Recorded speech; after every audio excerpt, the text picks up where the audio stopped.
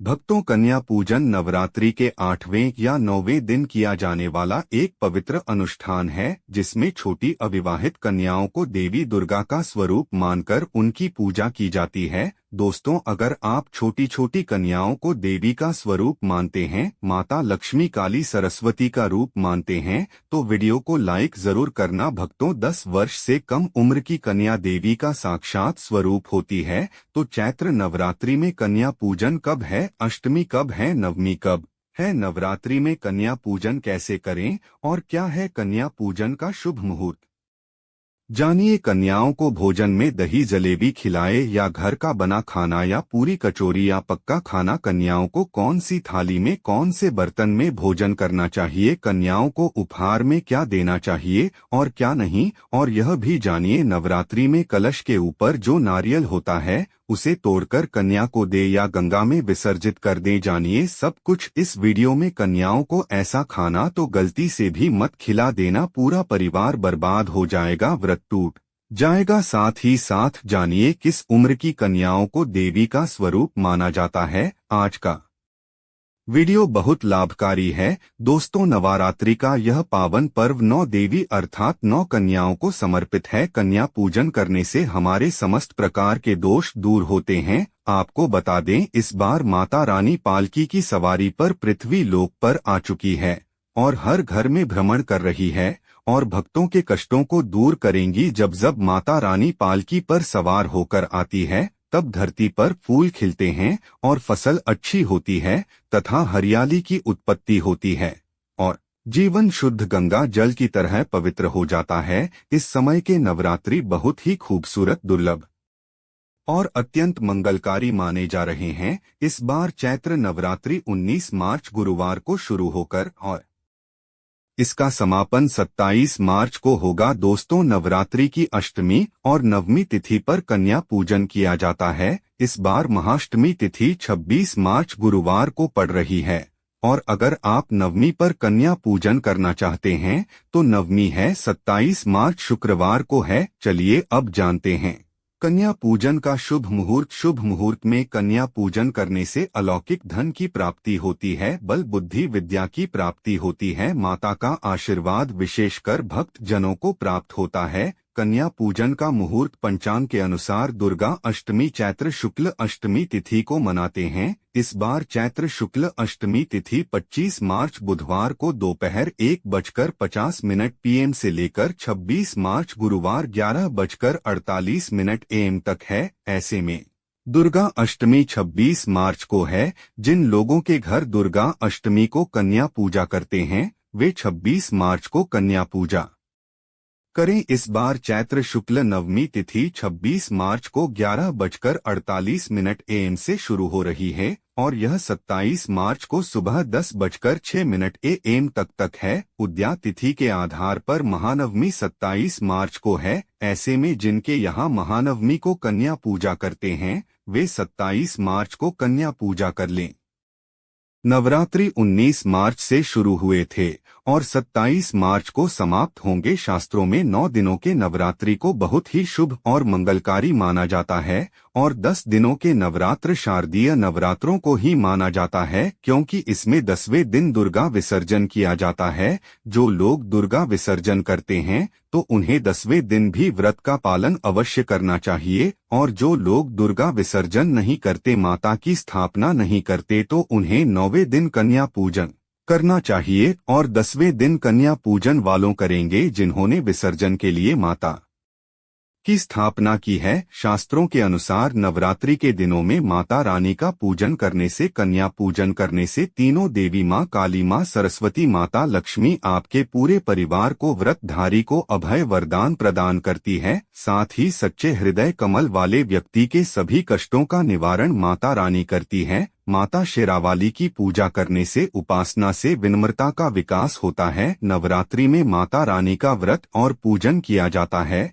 लेकिन नवरात्रि के दौरान सबसे ज्यादा महत्व होता है कन्या पूजन का। कन्या रानी का, कन्या हर घर में होती है, कन्या देवी है। कन्या संसार को चलाने वाली प्रकृति की सबसे अनमोल कहे जाने वाली विशेष देवी होती हैं। 9 देवियों का इनमें वास होता है। खासकर माता काली, माता सरस्वती, माता लक्ष्मी का वास होता है। इन्हें सताना नहीं चाहिए, सच्चे प्रेम भाव से पूजा आराधना और उनकी सेवा करनी चाहिए, इनको खुश रखना चाहिए। इसीलिए शास्त्रों में कन्या पूजन का विधान है। दोस्तों, माना जाता है कि व्रत और उपासना से माता रानी इतना प्रसन्न नहीं होती है जितना कि कन्या पूजन से होती है। नवरात्रि में छोटी छोटी कन्याओं को माता रानी का स्वरूप माना जाता है। कन्याओं को भोग लगाया जाता है, उन्हें प्रसन्न किया जाता है और बदले में आशीर्वाद मांगा जाता है। कन्याओं को प्रसन्न करने के लिए गिफ्ट आदि उपहार दिए जाते हैं। माना जाता है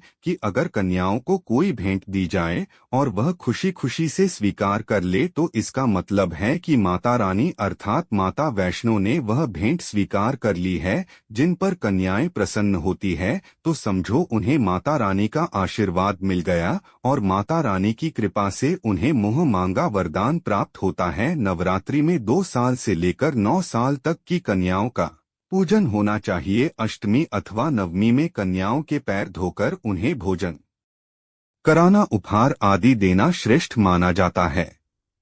दोस्तों, कैसे करें कन्याओं का स्वागत? कन्या जब आपके घर आए तब सभी के पैरों को दूध और पानी से उनके पैरों को धुलना चाहिए। यदि यह कार्य कोई पुरुष करे तो अतिश्रेष्ठ है। पुरुषों को यदि अपने पाप कम करना है तो कन्याओं के चरण अवश्य धुलना चाहिए। फिर उसके बाद कन्याओं को किसी साफ जगह पर जमीन पर कपड़ा बिछाकर बैठना चाहिए। कपड़ा गंदा नहीं होना चाहिए। अक्सर लोग गंदा कपड़ा ही बिछा देते हैं, इससे आपका व्रत टूट सकता है। उनके माथे पर अक्सर फूल और कुमकुम लगाना चाहिए। फिर उसके बाद भोजन ग्रहण करवाना चाहिए। लेकिन हमेशा याद रहे, कन्याओं की थाली में 3 पूरियां कभी ना रखें, इसे शुभ नहीं माना जाता। 3 पूरियां तथा 3 रोटियां मरने वाले व्यक्ति के लिए निकाली जाती है और जेल में कैदियों के लिए निकाली जाती है। लेकिन 1-2 करके पूरियां दे सकते हैं, इससे 3 संख्या बढ़ जाती है। दोस्तों, कन्याओं को खाना खिलाने के बाद अंत में कन्याओं के सर पर लाल चुनरी उड़ाना चाहिए और भोजन में आपको खीर, पूरी, हलवा, चना तथा आलू की सब्जी, छोले वगैरह की सब्जी खिलाना चाहिए। पनीर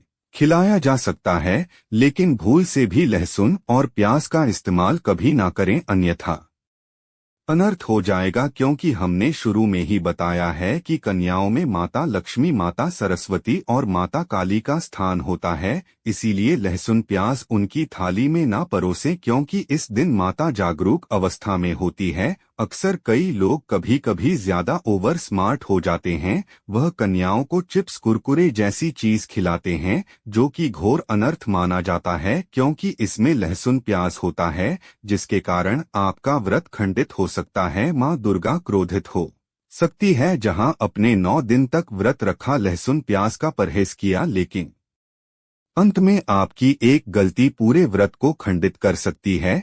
कन्याओं को गलती से भी डब्बा बंद चीज ना खिलाए जिसमें लहसुन प्याज होता है। मार्केट में कई ऐसी चीज होती है जिसमें लहसुन प्याज का इस्तेमाल होता, ऐसा आप गलती से भी मत करना। दोस्तों, कई लोग कन्या पूजन में खाना घर पर नहीं बनाते और मार्केट से रेडीमेड खाना लेकर आते हैं और उसे कन्याओं को खिलाते हैं और दही जलेबी खिलाते हैं। यह शुभ नहीं माना जाता। भले ही आप दही जलेबी खिला सकते हैं, परंतु माता को घर का बना हुआ शुद्ध खाना, शुद्ध भोजन ही अति प्रिय है। खासकर नवरात्रों के दौरान घर में पक्का खाना अवश्य ही बनना चाहिए। माता रानी बहुत प्रसन्न होती है। घर का बना हुआ पक्का खाना ही कन्याओं को खिलाना चाहिए। हमेशा याद रखें, कन्याओं को प्लास्टिक के बने दोने में खाना नहीं खिलाना चाहिए। ऐसे बर्तन पूजा पाठ के लिए अशुद्ध होते हैं। कन्याओं को स्टील के बने बर्तनों में या फिर पत्ते के में बर्तनों में ही भोजन खिलाना चाहिए। मार्केट में पत्ते मिलते हैं और पत्तों की बनी जो थाली होती है बहुत सस्ती मिलती है। 5 रुपए 10 रुपए में बड़ी आसानी से मिल जाती है, बहुत शुभ मान जाते हैं। पत्तों के बर्तन जो प्लास्टिक के बर्तन होते हैं उससे तो सस्ते ही मिलते हैं। पत्तों के बर्तन शुभ और मंगलकारी माने जाते हैं। देवता इसी में भोजन ग्रहण करते हैं। दोस्तों, भोजन करने के बाद कन्याओं की थाली में एक लौंग जरूर रखना चाहिए, क्योंकि लौंग देवी शक्ति और मां दुर्गा को अति प्रिय है। लौंग में नवदुर्गा का वास होता। इन 9 दिनों में माता रानी को लौंग का भोग भी लगाया जाता है, इसीलिए कन्याओं की थाली में चुपचाप एक लौंग जरूर रखें। आपका भाग्य चमक जाएगा। माता लक्ष्मी आपके जीवन में धन की कोई भी कमी नहीं होने देगी। अब आपको बता दें कन्याओं को उपहार में क्या दें। कन्याओं को खुश करने के लिए उनकी थाली में दक्षिणा डालें, ताकि आपके घर में संपन्नता बनी रहे और घर में धन की कोई कमी ना हो। कन्याओं को एक सुंदर सा गिफ्ट दे सकते हैं। शास्त्रों में बताया गया है कि कन्या जितना खुश होती है, माता रानी उतना ही जल्द फल की प्राप्ति प्रदान करती है। ऐसे में आप कन्याओं को चॉकलेट बॉक्स दे सकते हैं, खूबसूरत कपड़े दे सकते हैं। याद रहे, गलती से भी काले कपड़े ना दे। स्टील के बर्तन भी गिफ्ट के तौर पर दे सकते हैं। याद रहे, कन्याओं को लोहे का कोई भी सामान नहीं देना चाहिए। दोस्तों, जब कन्या अपने घर के लिए प्रस्थान करें, उनके चरण जरूर छुए और अपने मन में अपनी प्रार्थना को पक्का करें। सच्चे दिल से मांगी हुई इच्छा माता रानी अवश्य ही पूरा करती हैं।